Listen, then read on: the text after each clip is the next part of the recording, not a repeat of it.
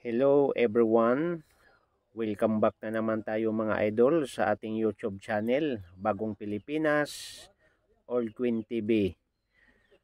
Mga idol, kung kayo ay baguhan pa lang po sa aking YouTube channel, kayo po ay aking anyayahan, paki-subscribe po, pa-like at pakipindot po ang bell button para lagi tayong updated sa ating mga gagawing video.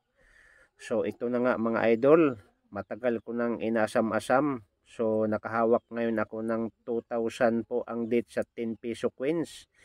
Mahigit po 10 years kung itong hinahanap mga idol. Ang baryang ito, napakahirap po hanapin. Sa totoo lang po mga idol, pinaghirapan ko ito mga idol at nakakita talaga ako ng matagal ko nang hinahanap na 10 peso coins. 2,000 ang kanyang date. At ang nakalagay po dyan mga idol, Republika ng Pilipinas. At makikita nyo mga idol, 10 peso po. At yung dalawa po na larawan na makikita nyo dyan, yan po yung larawan ni Apolinario Mabini at saka si Andres Bonifacio po. Magkasama po silang dalawa. So mga idol, baka mayroon kayong ganitong uri ng barya. Itabi nyo mga idol na kahit ito ay ginagamit pa ngayon sa circulation, ang baryang ito ay maraming naghahanap.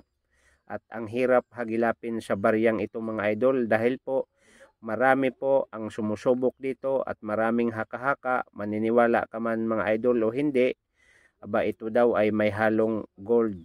So yan po ang maraming comment sa mga napapanood ko po ng mga YouTube. At yung iba naman dito mga idol ay hinihimo, ginagawa po nilang singsing at mayroon naman nagko-comment doon mga idol na ang singsing daw na kanilang ginagawa ay nasasangla daw. So yan po ang haka-haka sa 2,000 at saka sa 2001 mga idol.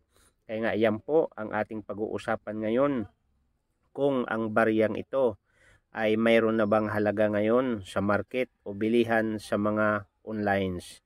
At bago ang lahat, ako ay nagpapasalamat sa lahat ng mga taga-subaybay sa aking YouTube channel at sa walang sawang panunood.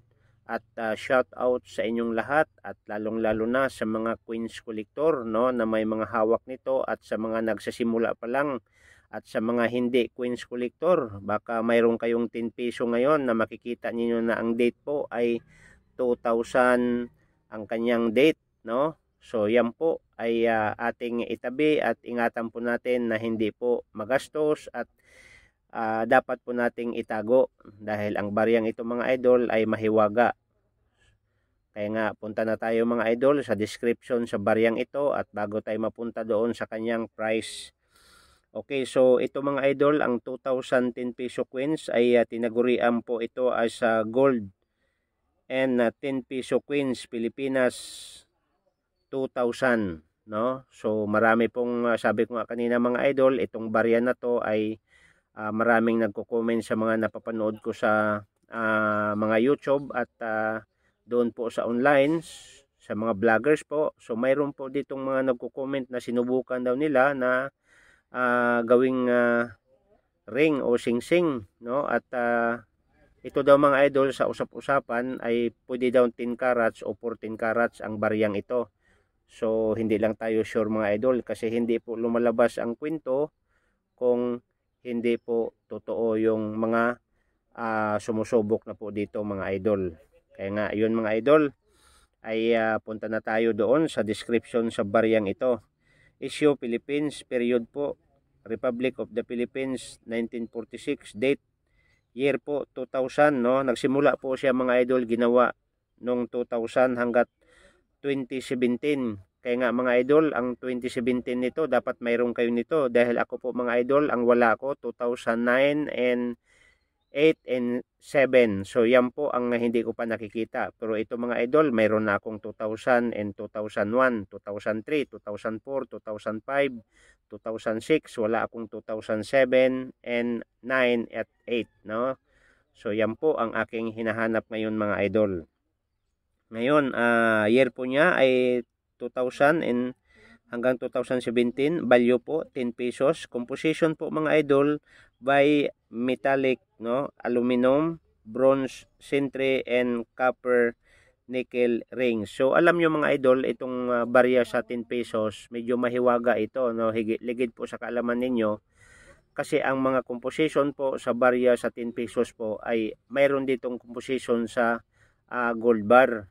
So hindi lang tayo mga idol sure sa baryang ito kung may halo ba itong gold. Basta ang composition sa makikita natin dito mga idol sa baryang ito ay mayroon siyang composition na hinahalo sa gold bar. Kaya nga alamin po natin mga idol, kahit sisilipin nyo mga idol doon sa Google, so mayroong composition dito na inahalo pag gumagawa po ng gold bar.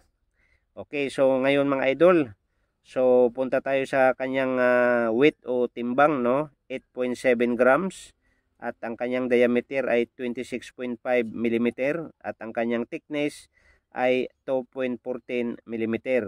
At higit sa lahat mga idol, ang kanyang mintage, so hindi po nilagay doon sa kanyang description pero mayroong 7% po ang kanyang mintage. So nasa 7 million to 8 million mintage lang po sa pakakaalam ko po. Yan po ang kanyang mintage sa baryang ito. So doon naman tayo mga idol sa presyo po mga idol sa mga online doon sa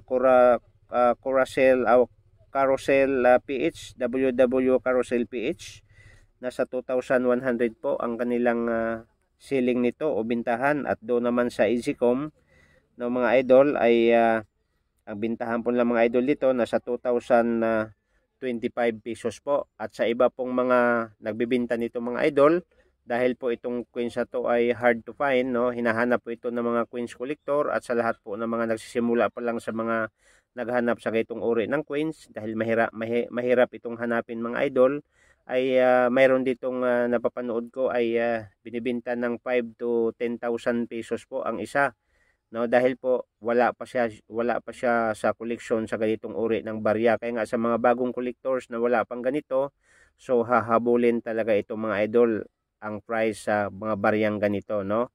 So ako po ay mayroon akong hawak na isa, pero 10 years ko po itong pinaghirapan mga idol at nahanap ko na rin ang matagal ko nang inaasam-asam.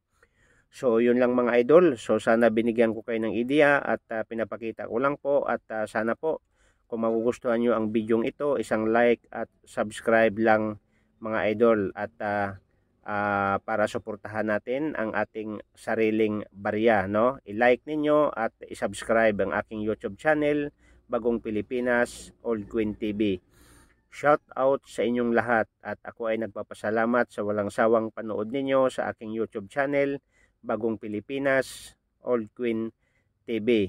So sana po wag tayong magsawa at panoorin ninyo ang aking video at marami pa tayong ipapalabas mga idol ng mga iba't ibang uri ng ating sariling barya. So maraming salamat and see you the next video mga idol at maraming salamat. Sana marami kayong naintindihan at sa mga nagtatanong po kung saan nila ibibinta ang kanilang barya, so pwede kayo pupunta doon sa mga Facebook page at sa mga FB account mga idol dahil mayroong naghahanap ng mga barya, at saka doon po sa Google, no, makikita nyo doon mga idol na maraming buibili ng barya at marami ding nagbibinta ng mga barya, lalong lalo na sa mga baguhan pa lang po na nangungulikta ng barya. So thank you so much and God bless. See you the next video mga idol.